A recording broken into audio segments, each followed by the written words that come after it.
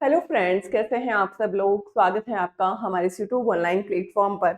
आज हम डिस्कस करने वाले हैं कि पीएचडी में जो एडमिशन का प्रोसीजर है वो अब किस तरीके से होगा, यानी कि क्या मेजर चेंजेस अब पीएचडी एडमिशन में हुआ है, क्या मेजर चेंजेस सीएसआईआर ने किया है, इसका आज हम डिस्कस करने वाले हैं। लेकिन जो स्टूडेंट फर्स्ट टाइम हमारे साथ जुड़ रहे हैं तो मैं आपको बता दूं, मैं हूं मंजू, आपके educator for CSI net chemical science.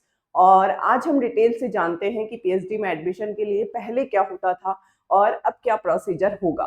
देखिए, अगर हम देखें तो पीएचडी में कई यूनिवर्सिटीज जो है पहले केवल और केवल इंटरव्यू के बेसिस पर आपको बुलाती थी। दैट मीन्स जो नेट क्वालिफाई है और जो जेआरएफ क्वालिफाई है उनका डायरेक्टली इंटरव्यू के बेसिस पर क्या होता था, सिलेक्शन होता था।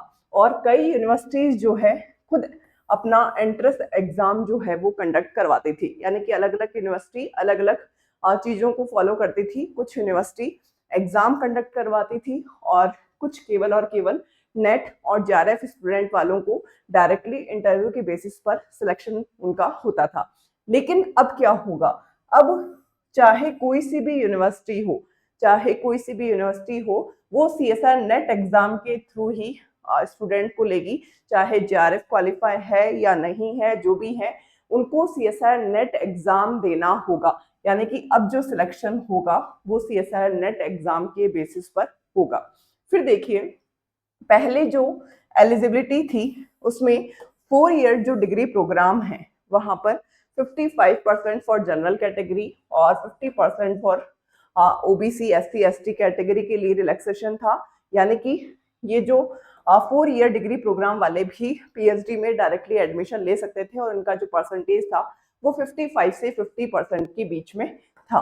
और जो एमएससी है, यानी कि जो एमएससी जिनकी फाइनल एमएससी का जो एग्रीगेट है वो 55% होना चाहिए फॉर जनरल कैटेगरी। और अदर जो है जैसे एससी एसटी ओबीसी के लिए जो 50% यानी कि रिलैक्सेशन, इसमें 5% का रिलैक्सेशन होकर 50% रखा गया था। अब देखिए, अब ये जो एलिजिबिलिटी क्राइटेरिया है इसमें क्या चेंजेस किया है कि 4 ईयर डिग्री प्रोग्राम में अब जो परसेंटेज है, जो पहले 55% से 50% के बीच में चाहिए थी, वो 75% फॉर जनरल कैटेगरी और 70% for OBC SC ST category के लिए अब चाहिए होगी। और ईडब्ल्यूएस कैटेगरी यानी कि 5% का उन्हें रिलैक्सेशन होगा, लेकिन परसेंटेज 75 से 70% के अप्रॉक्स चाहिए होगी। और एमएससी के लिए सेम परसेंटेज है, पहले भी 55 से 50% के बीच में था और अब भी 55 से 50% के बीच में है। यानी कि 55% फॉर जनरल कैटेगरी और 50% फॉर अदर रिजर्व कैटेगरी। अब देखिए, पहले ऐसा होता था कि जैसे पहले ये था कि जैसे अगर आपने जेआरएफ क्वालिफाई किया है, जेआरएफ की जो वैलिडिटी थी वो कितनी थी, 2 ईयर्स थी। यानी कि आपका अगर जेआरएफ क्वालिफाई हो जाता है तो आपको 2 साल के अंदर अंदर पीएचडी में एनरोल्ड होना होगा। पीएचडी में एनरोल्ड होना होगा, तभी आपको फेलोशिप मिलेगी। और बिना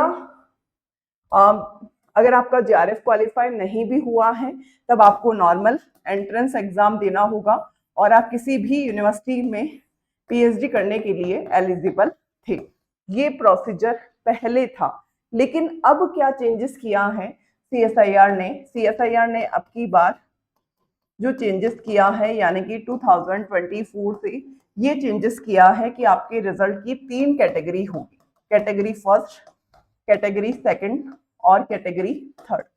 यानी कि जिनका क्या होगा, जेआरएफ क्वालिफाई होगा, यानी कि जेआरएफ क्वालिफाई होगा और जेआरएफ प्लस नेट, जिनका जेआरएफ क्वालिफाई है वो नेट भी क्वालिफाई माने जाएंगे। और अगर ये स्टूडेंट पीएचडी में एडमिशन लेते हैं तो इनको जो एडमिशन है वो 2 साल के अंदर अंदर लेना होगा। यानी कि एक तरीके से इसकी जो वैलिडिटी है वो 2 ईयर्स है। अब जो कैटेगरी सेकंड है उसमें ये है कि जेआरएफ तो क्वालिफाई नहीं है, JRF not qualify, JRF not qualify, but क्या है, नेट क्वालिफाई है। और ये स्टूडेंट पीएचडी में अगर एडमिशन लेते हैं तो इनको जो एडमिशन है वो 1 साल के अंदर अंदर लेना होगा। दैट मीन्स इसकी जो वैलिडिटी है वो 1 ईयर होगी। तीसरी जो कैटेगरी है केवल और केवल ओनली फॉर पीएचडी, यानी कि ये जो मार्क्स आपने एग्जाम जो क्वालिफाई किया है वो केवल और केवल किस लिए है, ओनली फॉर पीएचडी एडमिशन। यानी कि आपको एंट्रेंस एग्जाम नहीं देना होगा, आप ना तो नेट के लिए एलिजिबल होंगे, दैट मीन्स असिस्टेंट प्रोफेसर बनने के लिए भी आप एलिजिबल नहीं है, ना ही आप जीआरएफ के लिए एलिजिबल होंगे, केवल और केवल आप पीएचडी में एडमिशन लेने के लिए एलिजिबल होंगे। ये तीसरी कैटेगरी है और इस कैटेगरी की भी जो वैलिडिटी है वो 1 ईयर है। यानी कि आपकी स्कोर कार्ड में अगर कैटेगरी 3 में आपका रिजल्ट आता है तो आपको 1 साल के अंदर अंदर पीएचडी में एडमिशन लेना होगा। तो कैटेगरी फर्स्ट में जीआरएफ क्वालिफाई है, जीआरएफ क्वालिफाई है तो नेट तो क्वालिफाई होगा ही ऑब्वियसली, और आपको पीएचडी में एडमिशन 2 साल के अंदर अंदर लेना होगा।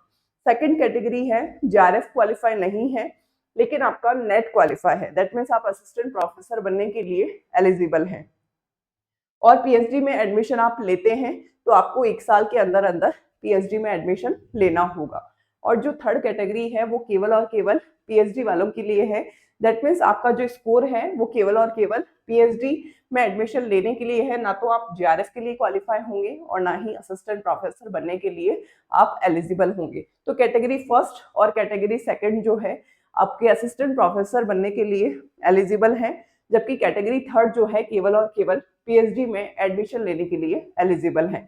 और अभी जो हमने बात की थी 4 ईयर डिप्लोमा जो कोर्सेस है, जो प्रोग्राम है, वो स्टूडेंट केवल और केवल पीएचडी के लिए एलिजिबल है, दैट मीन्स वो असिस्टेंट प्रोफेसर बनने के लिए एलिजिबल नहीं है।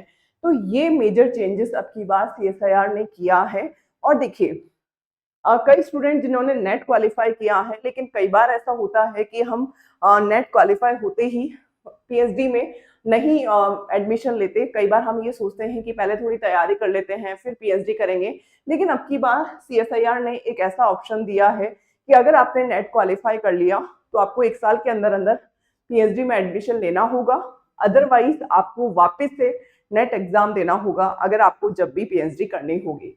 तो ये थोड़ा जो कैटेगरी सेकंड और कैटेगरी थर्ड जो है वो थोड़ा मतलब ऐसा हुआ है कि इसकी जो वैलिडिटी है वो बहुत कम है, मतलब 1 साल के लिए ही रखी गई है। तो ये जो स्टूडेंट को इस कैटेगरी में कैटेगरी सेकंड और कैटेगरी थर्ड में थोड़ा नुकसान हो सकता है, क्योंकि कई स्टूडेंट अलग अलग जिन्होंने नेट क्वालिफाई कर लेते हैं वो तैयारी भी करने लग जाते हैं, पीएचडी में थोड़ा डिले हो जाते हैं, लेकिन इसका मतलब ये नहीं है कि उनको पीएचडी नहीं करनी। लेकिन सीएसआईआर ने अपनी बार 1 साल की ही वैलिडिटी रखी है।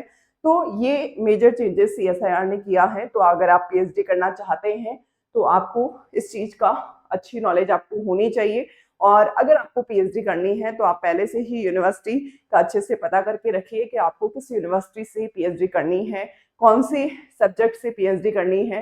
तो ये थोड़ा मेजर चेंजेस अब की बार सीएसआईआर ने किया है। तो जो स्टूडेंट पीएचडी करना चाहते हैं तो उसके लिए ये अच्छा ऑप्शन है। और इस तरीके से अगर आप नेट क्वालिफाई करते हैं तो आपको 1 साल के अंदर अंदर पीएचडी में एनरोल्ड होना होगा, अदरवाइज वापस से आपको सीएसआईआर नेट एग्जाम देना होगा।